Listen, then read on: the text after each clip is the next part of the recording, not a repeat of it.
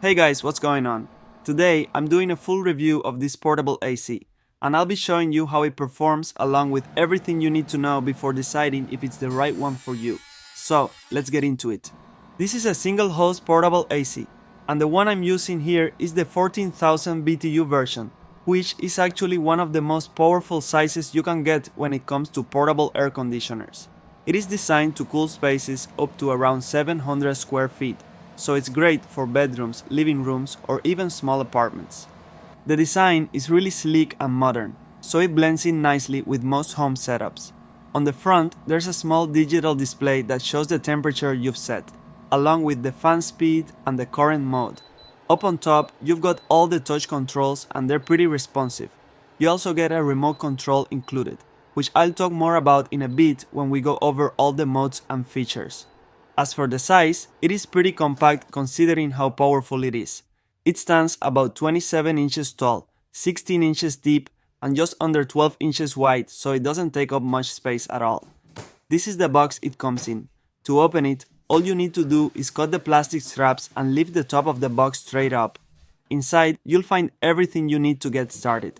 First, there's a quick start guide that walks you through the installation steps and includes some basic instructions you'll want to check out before using the unit. Then we have the exhaust hose, which is what connects the unit to the window to push the hot air outside. You will also find a drainage hose, but you'll probably only need that if you live in a very humid area. This unit actually has a self-evaporating system that usually takes care of moisture on its own. It also comes with two foam strips. One is used to block any small gaps where air might escape, and the other has adhesive tape and is designed to seal the edges of your window, giving you a tighter fit. You'll also get a remote control, which already comes with the batteries included, a full instruction manual, a spare drain plug, and some screws that are used for securing the window panel. Along with the unit, you'll also find these window panels. These are what you'll attach to your window to vent the hot air outside. One of the panels has a hole. That's where we'll connect the exhaust hose. And if your window is on the larger side, there's an extra piece included that lets you extend the panel to fit just right. That is basically everything that comes in the box. Now, let's remove all the blue adhesive tape that was used to keep the unit secure during shipping. But before we move on to the installation, there are a few things you should know. On the back of the unit, you will find two filters. They're designed to catch dust and help keep the air clean while the AC is running. Both are washable, so you won't need to replace them unless they get damaged. Just rinse them with water, let them dry, and pop them back in. Another thing you might notice is that there are two drainage ports on the back. The one on the upper part is where you can connect the included drainage hose if you want to let the water drain continuously while the unit is running. You can route it outside or into a container, depending on what works best for you. Now, the port at the bottom is used to drain the internal water tank, usually when you're done using the unit or if you're planning to store it for a while. That said, in most cases, you won't really need to worry about either one. This AC has a self-evaporating system that takes care of most of the moisture on its own. So now I'm going to install the unit, and in my case, the window opens upward, but if your window slides to the side, you can still set it up just as easily. One thing I really like is that you don't need any tools for the installation, and it doesn't damage or permanently change your window. That means you can set it up and take it down whenever you want.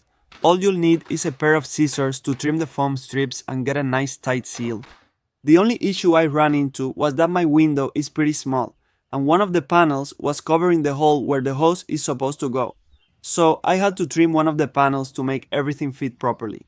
For that, I used this cut-off tool. But keep in mind the panels are made of plastic, so you could easily cut them using a small handsaw, a utility knife, or anything similar that you have at home.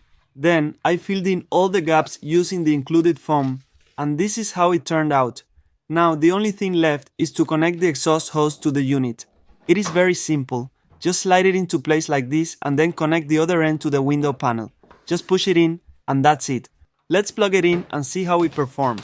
Right away, you can feel how powerful this thing is. On the highest setting, it moves a ton of air, which is great if you want to cool down a room quickly. Now, when it comes to efficiency, all AC units come with a yellow energy guide label that gives you an idea of how energy efficient they are.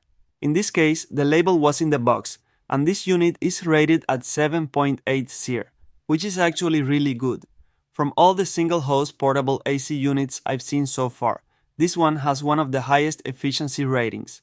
One thing I want to point out is that even though this is marketed as a 14,000 BTU unit, you'll also see 10,000 BTU on the box, and that can be a little confusing. The reason for that is because there are two different ratings. The 14,000 BTU rating reflects performance in ideal conditions, while the 10,000 BTU is the SSC rating, which stands for Seasonally Adjusted Cooling Capacity.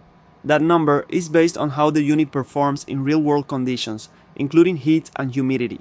But even with that, 10,000 is actually really good. Most 14,000 BTU units I've tested come in under 9,000, so this one is definitely above average in real-world performance. To test how well it cools, I set it to the highest level in a room that's about 350 square feet. I started the test right at noon, just to really push the unit during the hottest part of the day, basically a worst-case scenario.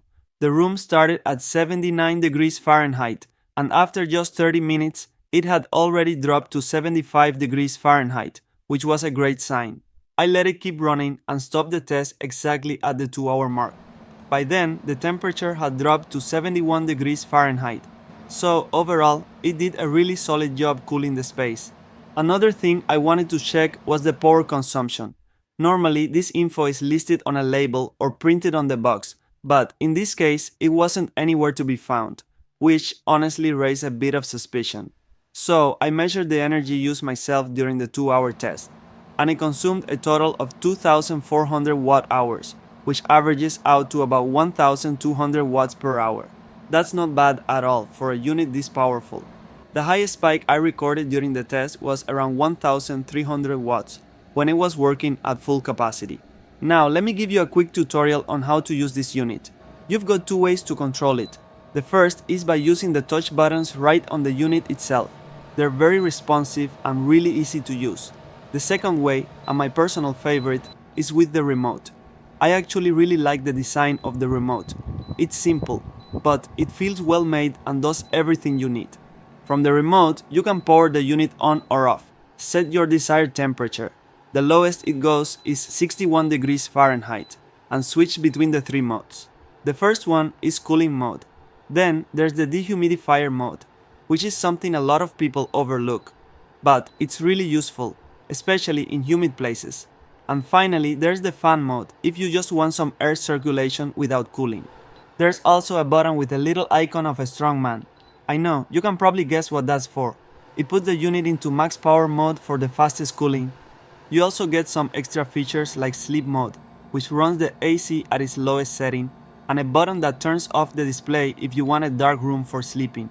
There are a few other minor settings too, but overall, it's super easy to use. Another thing you might be wondering about is the noise level, and this unit actually handles it pretty well. On the highest setting, I measured around 60 decibels, and in night mode, it drops to about 56 decibels. It's not silent, but it's more like a steady white noise, so it's not too distracting, especially if you're used to sleeping with a fan or some background sound. One tip I'd recommend is keeping the distance between the window panel and the unit as short as possible. The exhaust hose gets pretty hot while it's running, and the longer the hose, the more of that heat can make its way back into the room. Keeping it short helps the unit work more efficiently and keeps your space cooler. And the last feature I want to cover in this video is the free drainage design. So all air conditioners, no matter the type, create condensation, and that water usually has to go somewhere. What's great about this unit is that it has a built-in system that evaporates the moisture automatically, which means you won't have to deal with manually emptying a tank like I had to do with other ACs in the past. To double check that, I inspected the drainage ports after running the unit for over 6 hours, and there was just a tiny bit of water, so the system definitely works. The only times you might need to check or manually drain it is if you're planning to store the unit or if you live in a really humid area, let's say with humidity over 70 or 80%. So who would I recommend this unit to? Well, if you're looking for a powerful portable AC that's easy to set up, cools fast, and doesn't take up too much space, this is a solid option. It's perfect for anyone living in an apartment or even a home where installing a permanent AC system isn't possible. I'd also recommend it if you need a reliable cooling solution for a bedroom, office, or living room up to 700 square feet. And if you live in a humid area, the built-in dehumidifier is definitely a bonus. Overall, it's a great choice for anyone who wants strong performance without the hassle. Thank you so much for watching the video. I'll leave a link to this AC in the description if you want to check it out. If you buy through my link, I may earn a small commission at no extra cost to you. If you found this helpful, feel free to give it a like and subscribe for more reviews like this. And if you have any questions, drop them in the comments. I'll do my best to help.